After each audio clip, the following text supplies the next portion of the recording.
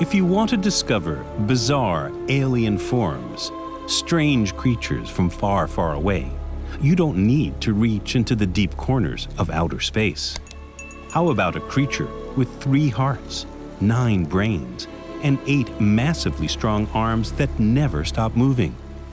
They have no skeleton, just a soft, elastic body that can change colors at will. You don't need to search for aliens. They're already here among us, under the sea. Rising up from the dim mists of time, this powerful and highly intelligent creature moves with the grace of a great dancer. But just how intelligent is this alien? Does it have the super brain of an extraterrestrial? Let's find out as we explore the aliens of the deep sea.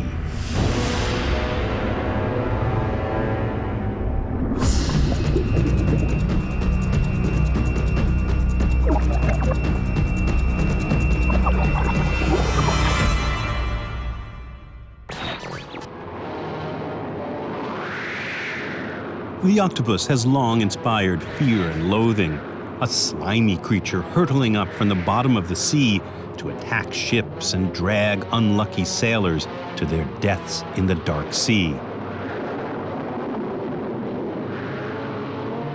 But is there any truth to the myth?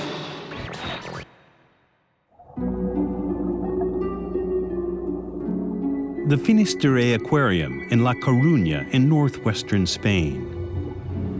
Antonio Cribero is the aquarium's head biologist. He's been studying the behavior and intelligence of the octopus for the last 10 years.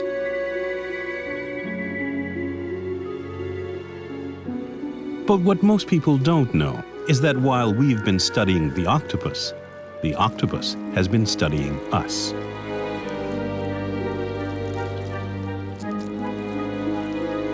This dimension of octopus behavior doesn't really surprise Antonio. In fact, those who work with octopuses in aquariums have their work cut out for them just keeping them in their tanks. Turn your back and an octopus can crawl out of one tank and slip into another to get its prey, and then quietly return home. So just who is this curious creature who leaves the comfort of its watery world and seems as interested in us as we are in it?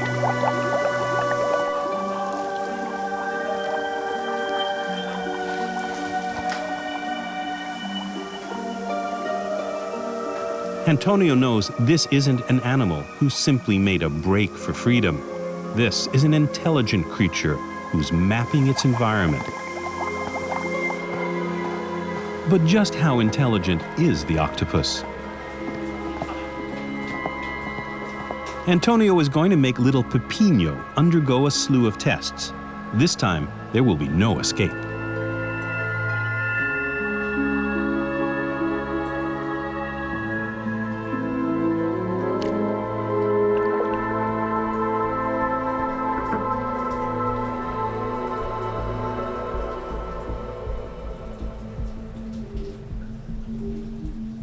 Most animals learn the skills they need from their parents, to find food and to hide from their enemies.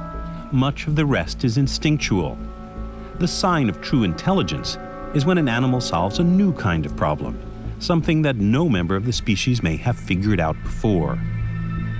For the octopus, removing a cork from a bottle to catch a crab is child's play. It's almost exactly like lifting a rock to find a delicious morsel underneath. It does it by instinct.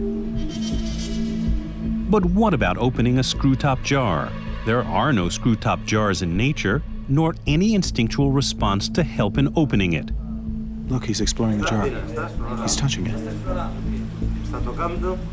The little octopus's inquisitive arms are almost as sensitive and agile as human hands as they explore the novelty of the screw-top jar. Here it seems the octopus is not using instinct, but cognitive reasoning to solve this problem, thinking, if the crab got in there, there must be a way to get it out.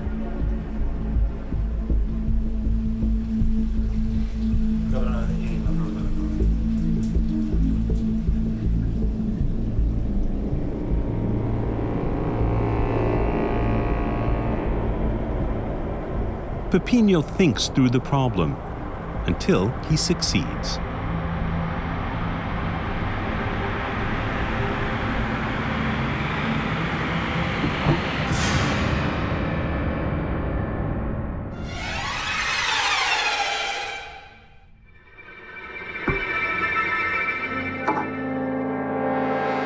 The hardest part is to believe that this animal is simply a mollusk. As far as his family tree goes, this young octopus is more closely related to an oyster or a snail than to any other species of animal.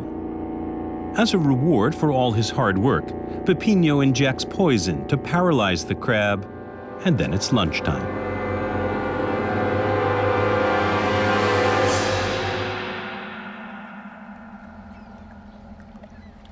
I've been fishing for octopus in the Atlantic off the northern coast of Spain for 20 years, and I think that the octopus is a very intelligent animal. I've seen some strange things in my 20 years on the job. One time, I set 3 basket traps. I put 2 sardines in each one as bait and dropped them into the water.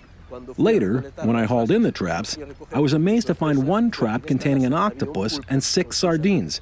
The thing took 2 sardines out of one trap, tucked them under an arm, then took 2 from the second trap, tucked them under, and swam over to the third trap where it climbed in and settled down for a feast. When we catch an octopus in a trap, it's either because it fell asleep or because it's confused.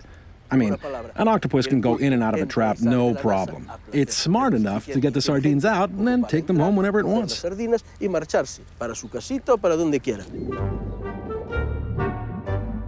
Lobster traps may fool lobsters, but they're just food storage for an octopus. Where's the trap when you can get in, have lunch, and leave without paying the check?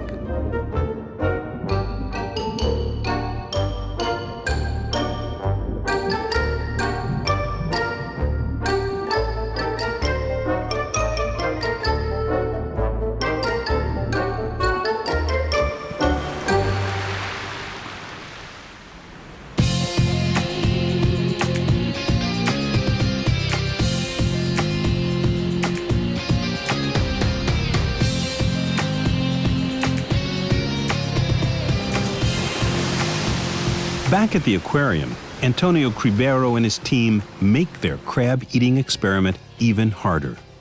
We'll put some crabs inside the flask. We'll force them in. But because of their size, it will be impossible for them to come out through the opening. The octopus can reach them, but won't be able to get them out. Even chimpanzees were unable to solve this problem. We now want to see how the octopus will deal with the problem.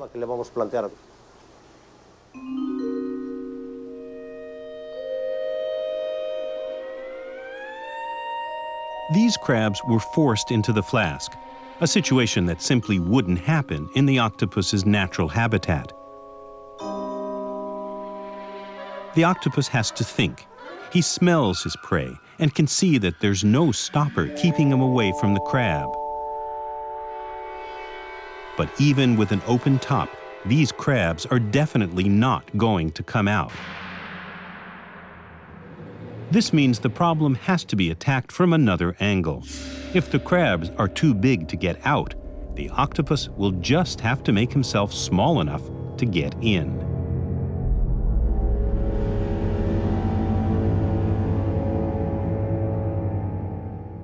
Although he's closed up inside, Pepino doesn't seem agitated. Having solved the problem of getting into the flask, he knows he won't have any trouble getting out.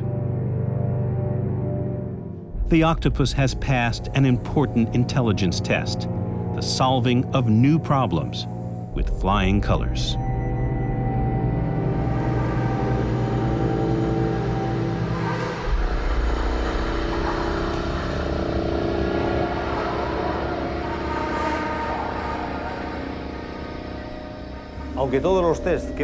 In all of these tests, we've used our star octopus Pepino. But we then repeated the experiment with other octopuses so we could prove that we were not merely observing one highly skilled individual specimen. What we did was take this group of animals and put them through the same tests, and they were all as good as Pepino at solving the problem. This clearly indicates that we're not dealing with the individual skill of a single specimen, but with a skill inherent to the species, to Octopus vulgaris.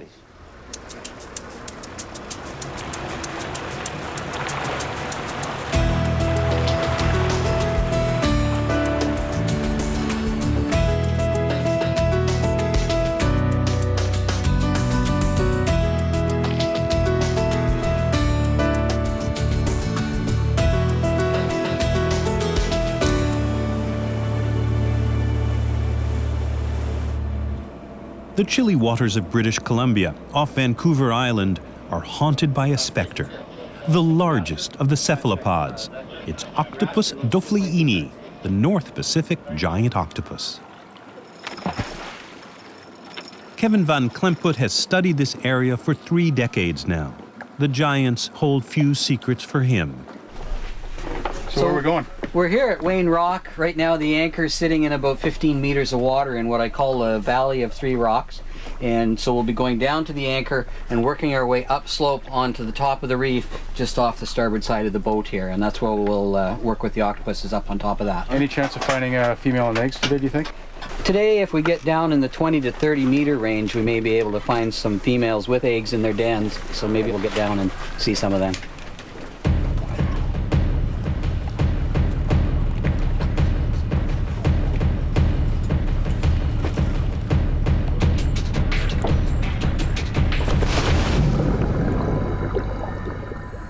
As soon as they enter the water, the divers are spotted by strange ghost-like creatures.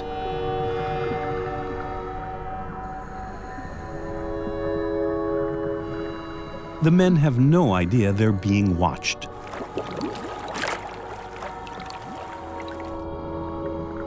Screened by curtains of water, the unseen octopuses keep their eyes on the intruders.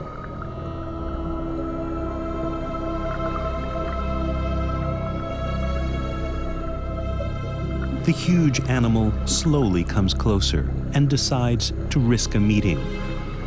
Truly, a close encounter of the third kind.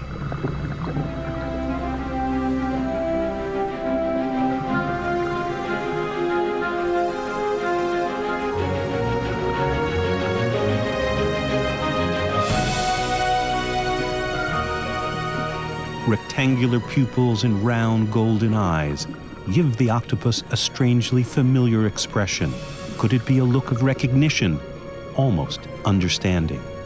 Sensing that he has nothing to fear from the man, the octopus lets him stroke his soft, silky skin.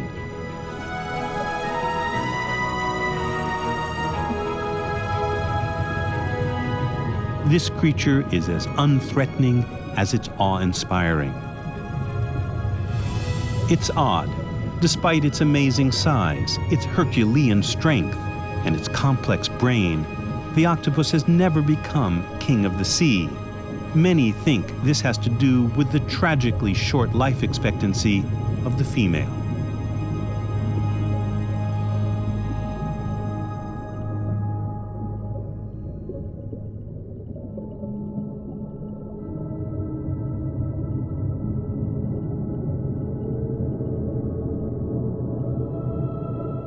We follow a female octopus as Kevin moves with her towards her grotto. There we learn of the curse that hangs over her entire species. When a female octopus reaches the age of about 3.5 years old, and after only one mating, she chooses a hollow under a ledge to lay her eggs. Concealed in this hideaway for 6 months while her eggs incubate, this self-sacrificing mother spends all her time protecting and oxygenating her eggs, which hang in clusters from the underside of the ledge. She will not feed herself during the entire 6 months.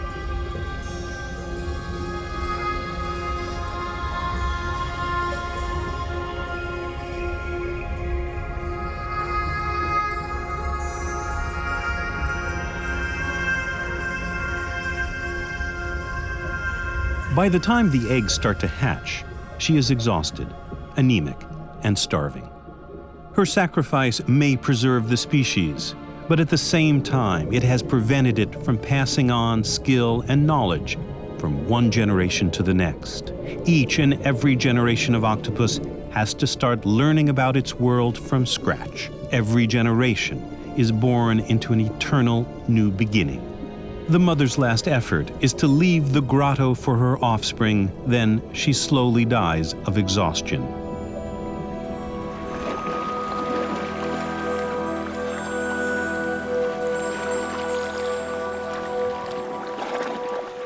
Scientists are deeply interested these days in measuring the intelligence of the octopus.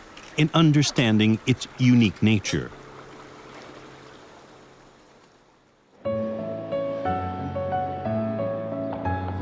Perhaps nowhere more so than here in Monaco, at one of the great centers of oceanographic studies. Thousands of mysteries have been solved, and many discoveries have been made within these walls. Didier Terron, head biologist of the museum, explains this new interest in the unique intelligence of the octopus. We found a small marine reptile that existed 150 million years ago that preyed on the octopus. That's when the octopus began to evolve toward its present form. It started to lose its external shell and began to colonize a variety of environments like the deep ocean or coastal regions, where it evolved much more speed and agility. The oldest cephalopod fossils ever found are 507 million years old. We know that there was a split into two branches. On one side, we have the present underwater marine vertebrates and higher vertebrates, including humans. And on the other side, we have the cephalopod of today. These two branches separated between 500 and 600 million years ago. Since that time, the octopus has developed its own independent form of intelligence. Primates, dolphins, all the known forms of higher intelligence on Earth are the product of a single evolutionary line. However, over the last 500 million years, the octopus has created a line parallel to ours and developed its own intelligence.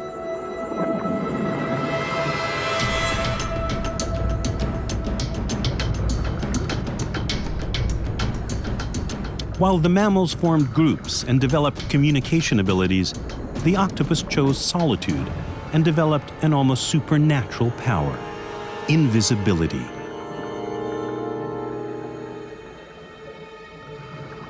The octopus has the uncanny ability to blend into the background almost completely.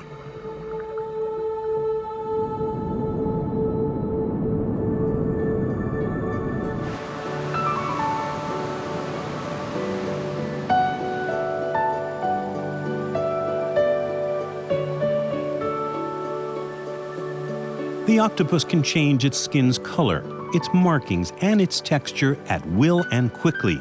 It's a thought-out action, the result of the animal's observation of its environment and a hair-trigger interpretation of it. To penetrate the mystery of the octopus's thinking skin, Antonio has chalked up hundreds of hours of observation. We call this tank the marine paradise, and at least for the octopuses, it is. The tank is full of rocks that the octopuses can use as hideouts, and they can behave as they would in their natural habitat.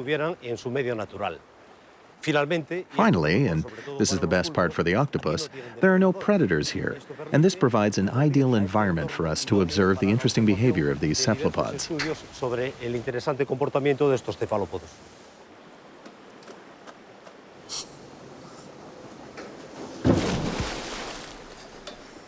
Okay, now I want you to film over there. Seems the octopuses prefer the rocks over on that side as hiding places. So concentrate on that side and don't bother with the rest of the tank for now. Here.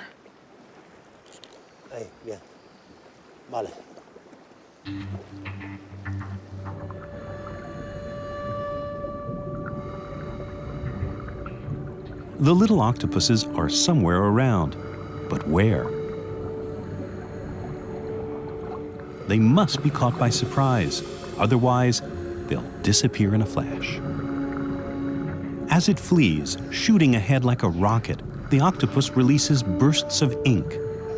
These clouds are composed of melanin and other secretions, and they're meant to imitate the octopus's silhouette.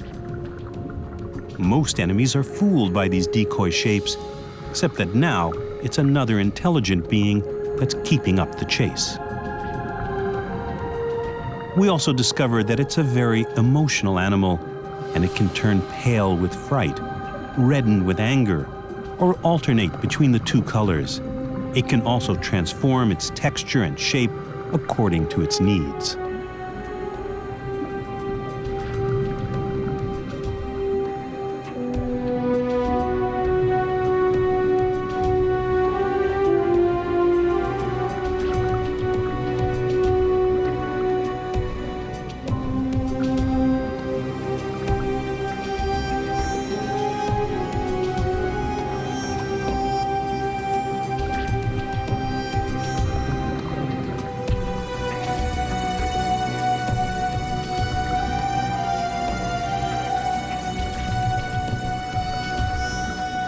The octopus can even take on the granular texture of the ocean floor, becoming, for all intents and purposes, a mineral.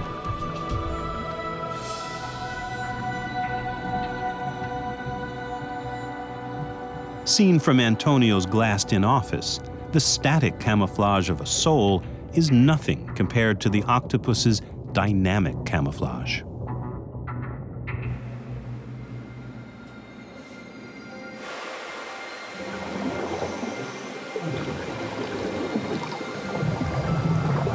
Antonio decides to try a more radical experiment to see to what extent the octopus's thinking skin will adapt to its surroundings.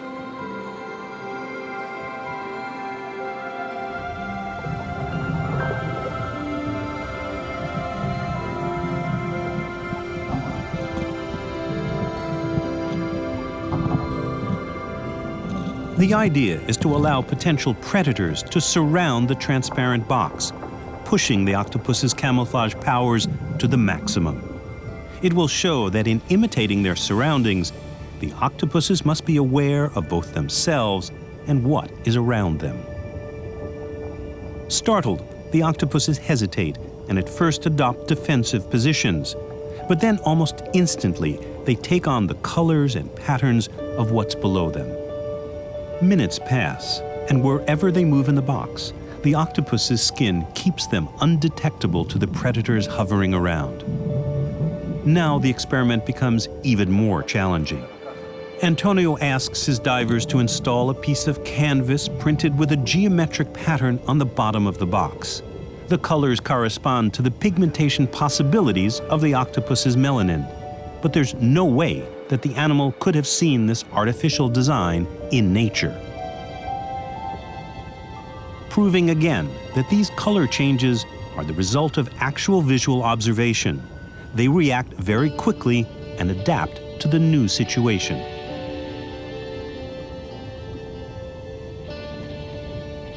Another canvas sheet, printed with an irregular motif, is unfolded. Antonio thinks that the octopus's chromatophore or color cells have now reached their limit.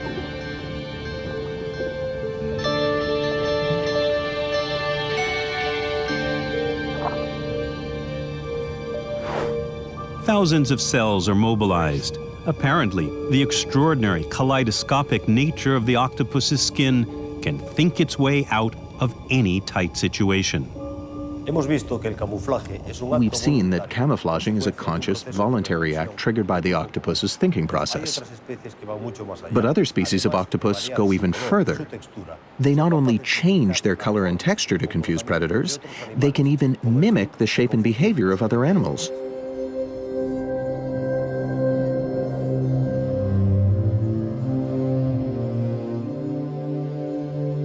The Indonesian mimic octopus is the ultimate proof of the octopus's camouflage skills and its awareness of itself and of others around it. This animal is the king of metamorphosis, an intelligent shapeshifter that can disguise itself in a myriad of ways. It can turn into a monster to frighten off a curious crab. It can pass by its enemies unnoticed by flattening itself like a flounder.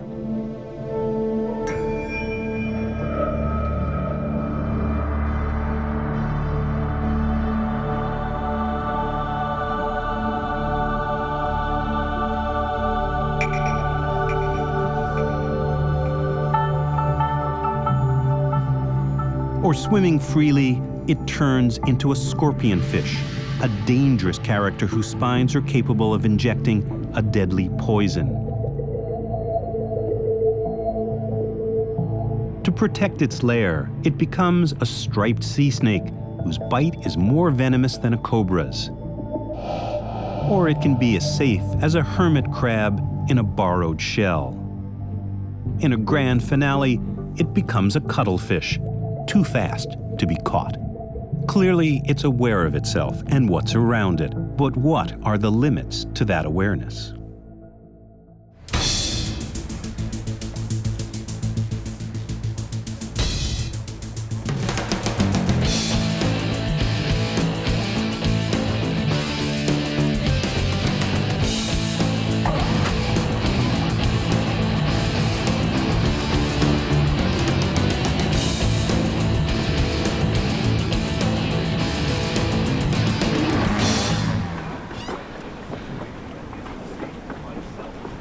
Biologists Kevin Van Klemput, Douglas Swanston, and Neil McDaniel are about to stage a unique experiment. They hope to prove that octopuses can create a realistic representation of themselves in their minds, to show that they possess an accurate concept of their capabilities and their anatomies. To do this, they place a giant octopus inside a box. The only way to get out of it is through a hole that's 6 centimeters in diameter, a dimension that was chosen for a reason. It's the exact size of the only part of the octopus's body that cannot be compressed, the rigid cartilage between its eyes. Where its eyes can pass, the rest of the body can follow.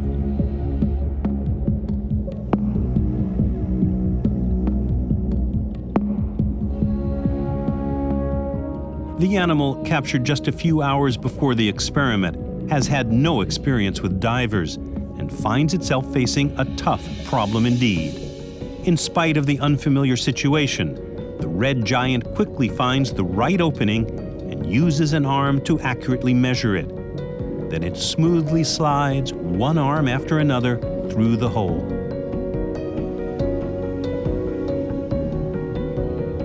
Nothing in its behavior has indicated any fear.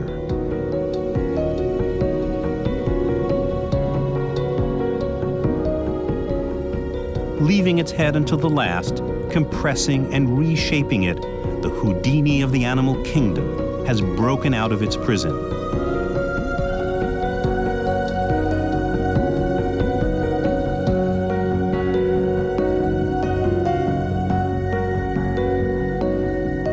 The divers surface, impressed at the great creature's ingenuity. Well, that went very well. We got everything all set up there, and then when Doug arrived with the octopus, brought him over to me, I opened the lid and put the octopus in there. He toured around in the box, found the hole.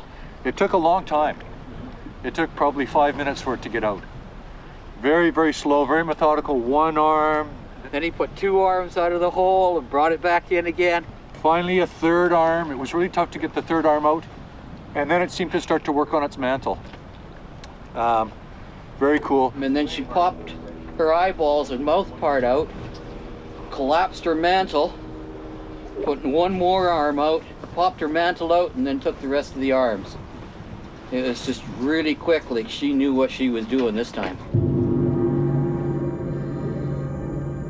Immediately, the experiment is run again, but this time with a 4-centimeter hole, smaller than the distance between the octopus's eyes. It won't be able to get through such a tiny space. The animal seems to be thinking it over, noting the change and judging the space available with an arm.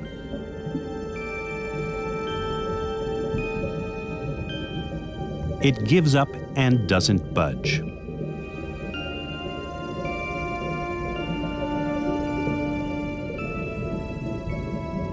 The experiment is repeated dozens of times with different octopuses and always with the same result. As soon as the opening is smaller than the cartilage between the octopus's eyes, it will not even try to get out. They know exactly how big they are.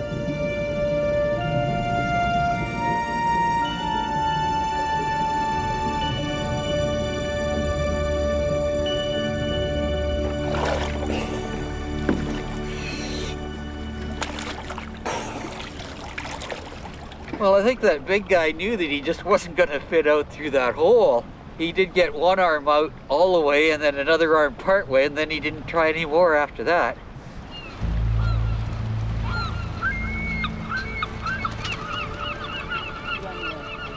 After the experiment ends, the biologists bring their 8-armed guinea pig to the shore before releasing it into the water. This animal here before we release it. When we first captured this guy, we were figuring he was around 50 pounds, so it's going to be interesting to see what he actually weighs when we hang it here on the scale. If it is a he. If it is a he, that's correct, yeah. If you want to read it and record it there, Neil. Okay, 52 pounds, 23 kilos. Big boy. So what we're looking for when we do this is we want to find the animal's third right arm. So here's his eyeballs here. This is down over his forehead. We go to his third right arm. So there's one. There's two. And he's trying to head for the ocean already on us. Here comes the third right arm, and on the end of it is the hectocotylus, the modified tip with no suckers on it for passing the spermatophore or the sperm packet into the female. Well, here he goes. Heading for the ocean. Look at that.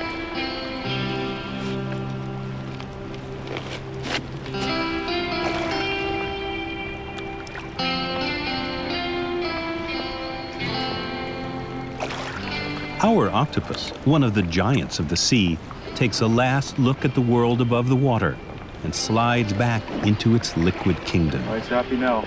Go back and visit his girlfriend.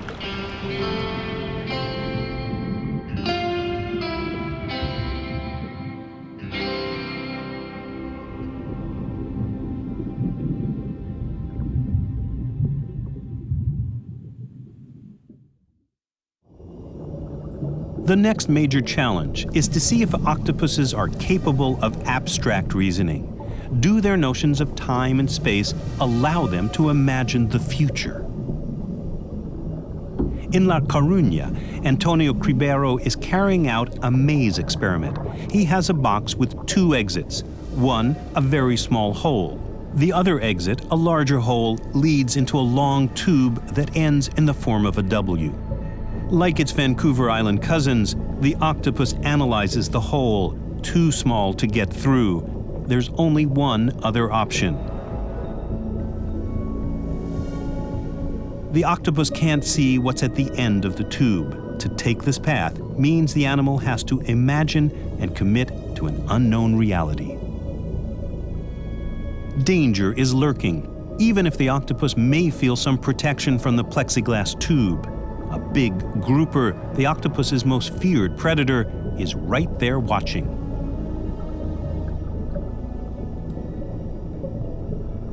The immediate danger past, it continues its escape. It knows the tube is the only way to get out of the box, but it doesn't know exactly where the path is leading. The octopus uses the ends of its arms as if they were its fingers or its nose and explores each new turn.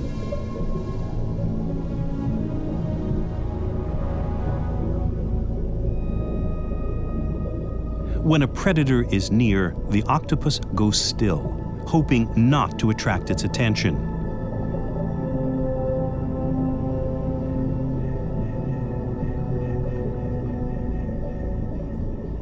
It then continues its cautious progress.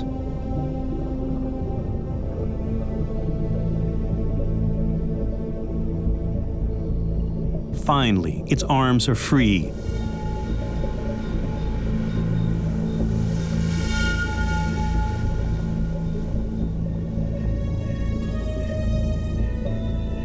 A last look around, and it rushes behind a rock. Mission accomplished.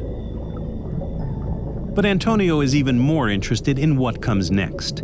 If the octopus is put back at the beginning of the same maze, will it show that it is capable of learning and remembering? This time, it doesn't bother to test the size of the small hole.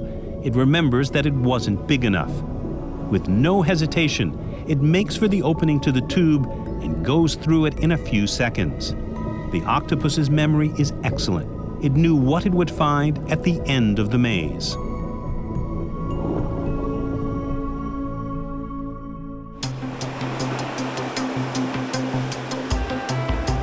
Naples, Italy.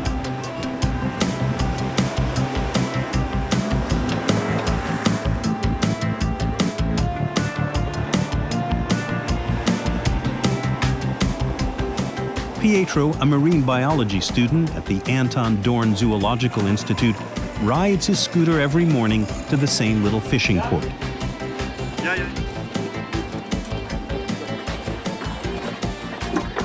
Every day, his friends keep a little live octopus from their catch for him.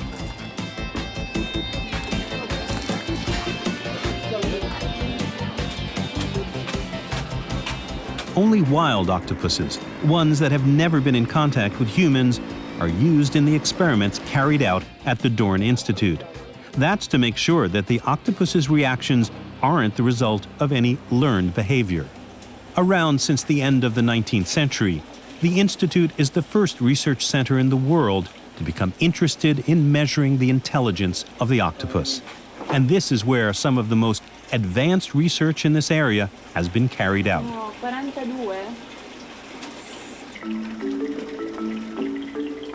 In order to develop medical robots, researchers here are exploring the biomechanical properties and the maneuverability of the arms, each of which possesses a sort of brain.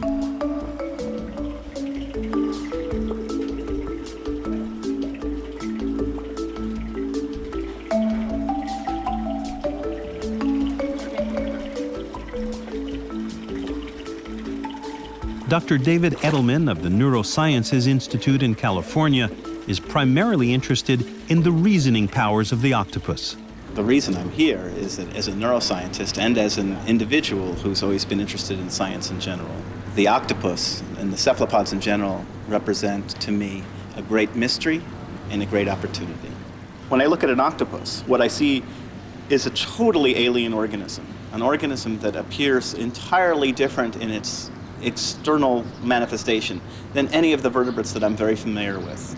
And then when you look at the organization of the nervous system that essentially lies behind this animal's exterior, this is dramatically different.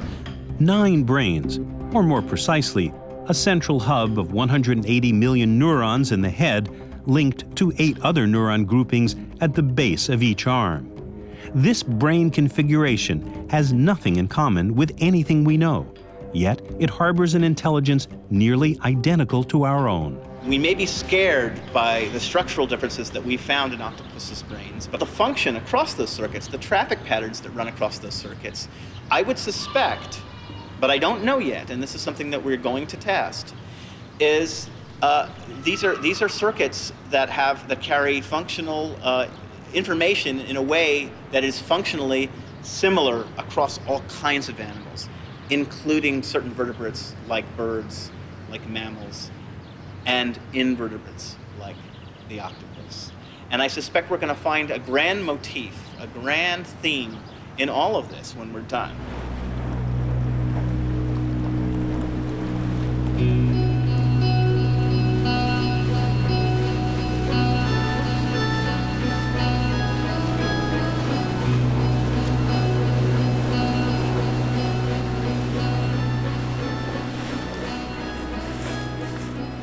Near the Institute, in the waters off Capri, researchers are trying to jumpstart the evolution of the octopus's intelligence, to lead the octopuses to the next step, communicating knowledge among themselves.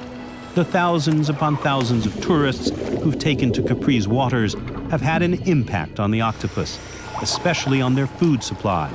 Fish have become rare. The Anton Dorn researchers have observed that the octopuses here, probably affected by the difficulties of their habitat, have become less fearful and don't try to escape from divers.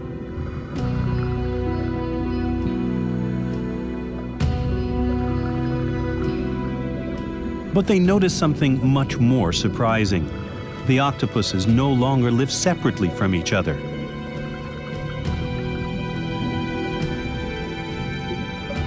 And they've become more dominant in their environment.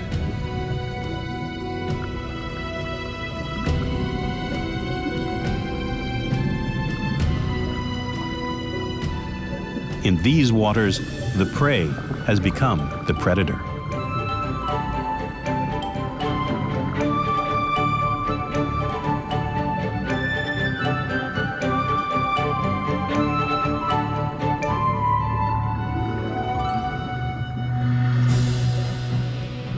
Above all, even without language, without the possibility of easily communicating knowledge, they have begun to interact, to observe each other, watching each other's reactions.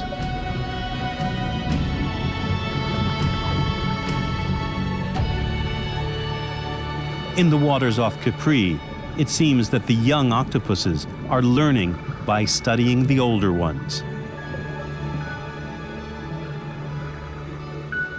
Could this be a leap in the evolution of the species? An end to the vicious circle of coming into the world with no adult to learn from? If so, the octopus's future seems limitless. Back in Naples, Professor Graziano Fiorito, a pioneer in the study of the behavioral biology of the octopus, in collaboration with David Edelman, wants to put their theories into practice. They want to demonstrate that the new generation of octopus is now learning how to learn. We got an idea for an experiment when we were watching a Cousteau film. Cousteau showed an octopus opening a sealed glass container to get to his food. In his case, the food was a lobster, whereas we use crabs. We wondered what would happen if we placed two octopuses face to face, one who knows how to open the container and the other who doesn't. We wanted to know if one octopus could learn by observing the other.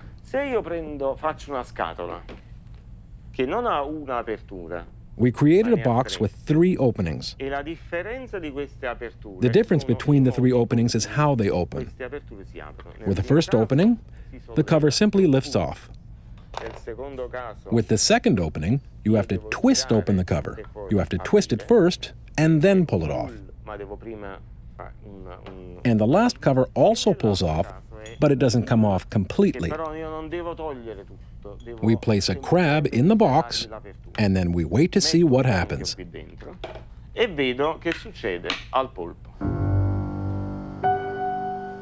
In the lab, the tanks are divided into 2 by a glass wall. A box with a crab in it is placed in one. Also in that tank is Candide, an octopus that was caught by a fisherman just that morning.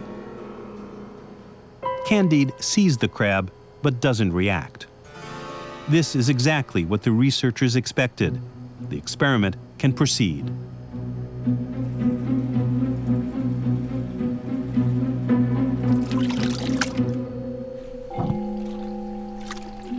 In the other side of the tank, the same kind of box is given to an octopus that has spent a few days in the lab and has learned how to get into the multiple opening box.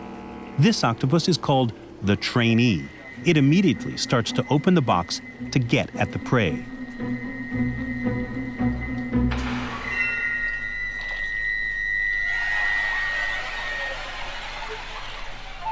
Candide watches the trainee. His curiosity is aroused. The trainee isn't wasting its time. Candide is visibly excited and is clearly trying to understand what the octopus is doing. Finally, the trainee octopus opens the box and seizes the crab. Has Candide really learned by observing the trainee? Will he prove the Capri theory right? It's a crucial moment for Graziano and David. They won't have to wait long.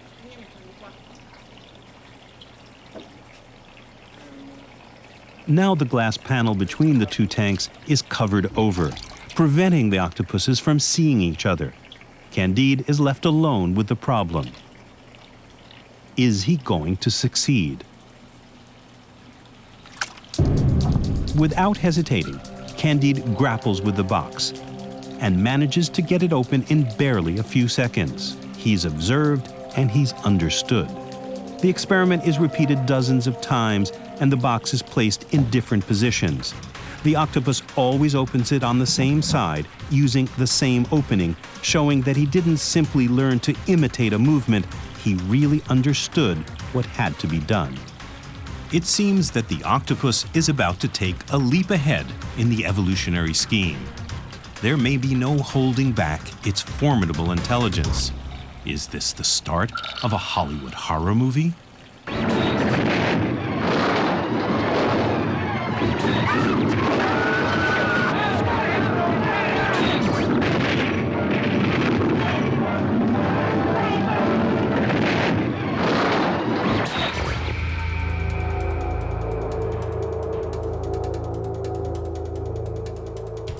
Perhaps it's best to think of it this way.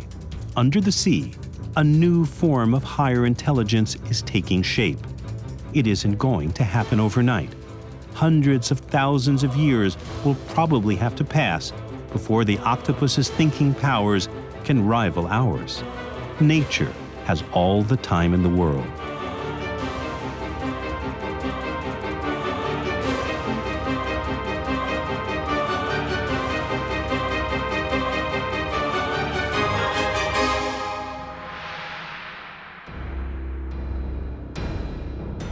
Who knows? The next conquerors of the Earth won't have to come from outer space. So let's try to make friends with them. After all, they're already here.